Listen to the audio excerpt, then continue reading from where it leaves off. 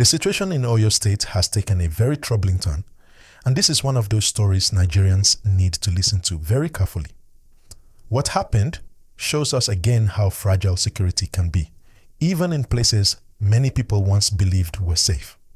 As you listen to this gist, please remember to like this video, subscribe to the channel, and share it, because these discussions matter and they help more people stay informed. Reports coming in confirm that armed men attacked a national park facility in Oyo State. And during that attack, 4 national park operatives were killed.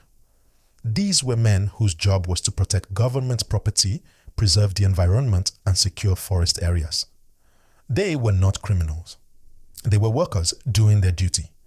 Sadly, they were caught in a violent incident that has left families grieving and communities shaken. According to information already available, the attackers stormed the facility suddenly. There was confusion, fear, and chaos.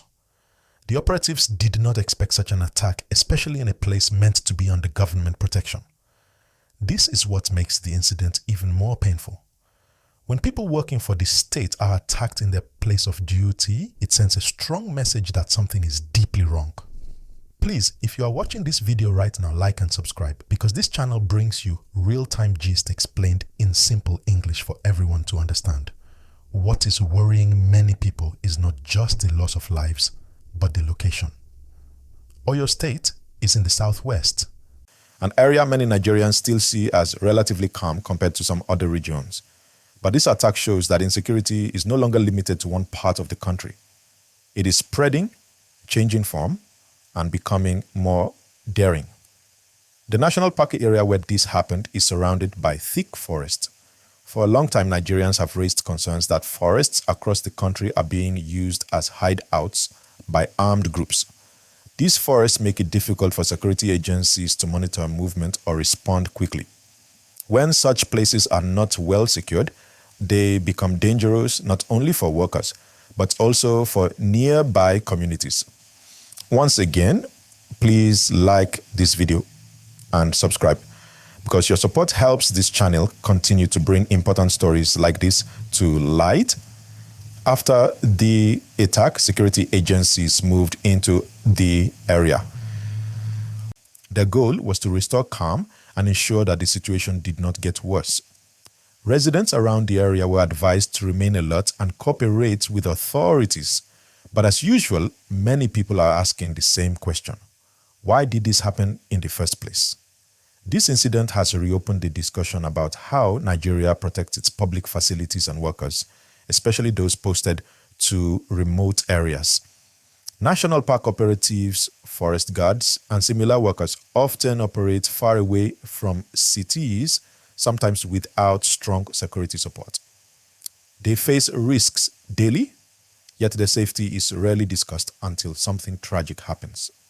For the families of the 4 operatives who lost their lives, this is not just news. This is personal pain. These were fathers, brothers, husbands, and sons. They left home to do their jobs and never returned.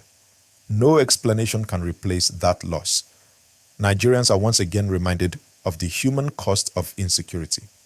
If you are still watching, please like this video and subscribe, and also share it so more people can hear and understand what is going on. Another issue this attack highlights is the boldness of criminal groups. Attacking a government facility shows confidence and planning. It means the attackers believed they could strike and escape. This raises serious questions about intelligence gathering and security presence in forest regions.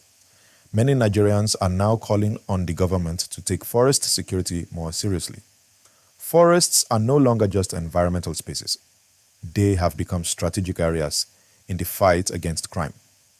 Without proper monitoring, technology, and manpower, these areas will continue to be exploited. People living near the national park are also affected. Fear spreads quickly after such incidents. Parents worry about their children. Farmers worry about going to their farms. Traders worry about moving goods. Even when the attack is over, the fear remains. Please remember to like and subscribe as you continue listening, because this channel focuses on explaining these issues clearly and responsibly. There is also the question of accountability. Nigerians want to know what measures were in place before the attack. Were there enough personnel? Was there security backup? Were warnings ignored? These are questions the authorities must answer, not just for this case, but to prevent future incidents. This story is not only about Oyo State, it is a reminder to the entire country that security must be proactive, not reactive. Waiting until lives are lost before taking action is something Nigeria can no longer afford. As discussions continue, many citizens are urging the government to improve coordination between federal, state, and local security structures. When agencies work in isolation, criminals take advantage of the gaps. But when there is cooperation, response becomes faster and more effective. If you believe these conversations are important, like this video and subscribe right now. It helps more people join the discussion. The attack on the National Park operatives also brings attention to the welfare of security and paramilitary workers. Many of them operate with limited equipment, limited backup, and limited support. Yet they are expected to face serious dangers. Improving their working conditions is not optional, it is necessary. As investigations continue, Nigerians will be watching closely. People want arrests, they want justice. But beyond justice, they want prevention. They want assurance that this will not happen again. This is why it is important to keep talking about these issues calmly and responsibly. Panic does not help, but silence is even more dangerous. Awareness pushes action. Please don't forget to like this video, subscribe to the channel, and share. Your engagement keeps important discussions alive. At this point, the story is still developing, and more details may emerge. What remains clear is that 4 lives were lost in a place that should have been safe. That alone is enough reason for serious reflection. I will continue breaking down this story, the reactions, and what it means for Nigeria's security going forward in a clear and professional way that everyone can understand. What many people are still trying to understand is how such an attack could happen without early warning. A national park facility is not an ordinary place. It is a government location, staffed by trained operatives and expected to have some level of protection. Yet the attackers were able to enter, carry out the assault, and leave behind deep damage.